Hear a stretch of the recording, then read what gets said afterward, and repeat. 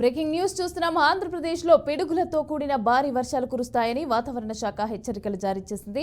ఇక ఈ వర్షాలు 3 రోజుల పాటు ఉన్నట్లు తెలిపింది. బంగాళాఖాతంలో ఏర్పడిన అల్పపీడనం రేపు వాయుగుండంగా బలపడనుందని ఐఎండీ వెల్లడించింది. ఇది 2 రోజుల్లో తుఫానుగా మారనుందని తెలిపింది. దీని ప్రభావంతో ఇవాల్టి నుంచి 3 రోజుల పాటు పిడుగులతో కూడిన వర్షాలు కురుస్తాయని వాతావరణ శాఖ పేర్కొంది. ఇవాళ మన్యం, ఏలూరు, కృష్ణా, ఎన్టీఆర్, అన్నమయ్య, చిత్తూరు అలాగే తిరుపతి జిల్లాల్లో భారీ వర్షాలు పడతాయని తెలిపింది.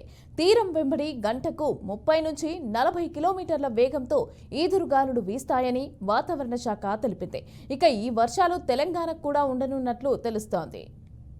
రెడ్డిగా దీనికి సంబంధించి పూర్తి డీటెయిల్స్ మా ప్రతినిధి ఏడుకొండలు అందిస్తారు. ఏడుకొండలు చెప్పండి, మరో 3 రోజుల్లో అయితే ఏపీలో అల్పపీడనం రెడీ అయ్యి అలాగే ఉరుములు మెరుపులతో కూడిన వర్షాలు పడే అవకాశం ఉన్నట్టుగా తెలుస్తోంది. రైట్, ఇక దీనికి సంబంధించి డీటెయిల్స్ ఏంటి? అలాగే తెలంగాణలో కూడా ఈ వర్షాలు పడే అవకాశం ఉందా ఏంటి? ఐఎండీ ఏం చెప్తోంది?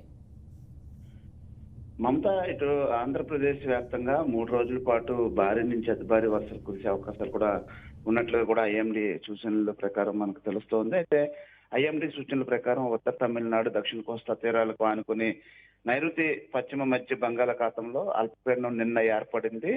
అయితే ఇది ప్రస్తుతానికి ఏదైతే రేపటికి ఇది ఈశాన్య దిశగా కదులుతూ రేపు ఉదయానికి బంగాళాఖాతంలో వాయుగుండంగా కూడా కేంద్రీకృతమయ్యేటువంటి అవకాశం ఉందని చెప్పేసి ఇప్పటికే ఇటు ఏదైతే విపత్తు నిర్వహణ శాఖ ఎండి రోనంగి కోర్మనాథ్ తెలిపారు. అయితే ఇది ఆదివారం వరకు కూడా మత్స్యకారులు ఈ వేటకు వెళ్ళరాదని, ఎందుకంటే ఈదురుగాలతో కూడినటువంటి వర్షాలు అలాగే పిడుగులతో కూడినటువంటి పడతాయి. ముఖ్యంగా సముద్ర తీరం అంతా కూడా అల్లకొల్లంగా ఉంటుంది కాబట్టి తీరం వెంబడి ప్రజలంతా కూడా అప్రమత్తంగా ఉండాలి. గంటకు 30 నుంచి 40 కిలోమీటర్ల వేగంతో ఈదురుగాలు వీస్తాయి కాబట్టి మత్స్యకారులు ఎవరు వేటకు వెళ్ళొద్దంటూ కూడా ఈ ఆదేశాలు జారీ చేసినటువంటి పరిస్థితి. అయితే ఈ రోజు చూస్తే పార్వతీపురం మన్యం, అలాగే అల్లూరు సీతారామరాజు, ఏలూరు, కృష్ణా, ఎన్టీఆర్, అన్నమయ్య జిల్లాల్లో మరియు తిరుపతి జిల్లాలో అక్కడక్కడ పిడుగులతో కూడినటువంటి వర్షాలు కురిసేటువంటి అవకాశం ఉంది. అయితే ఇది రేపు అంటే శుక్రవారం ఉదయానికి అల్పపీడనం కాస్త ఈ వాయుగుండంగా మారేటువంటి అవకాశం ఉంది కాబట్టి ఇంకా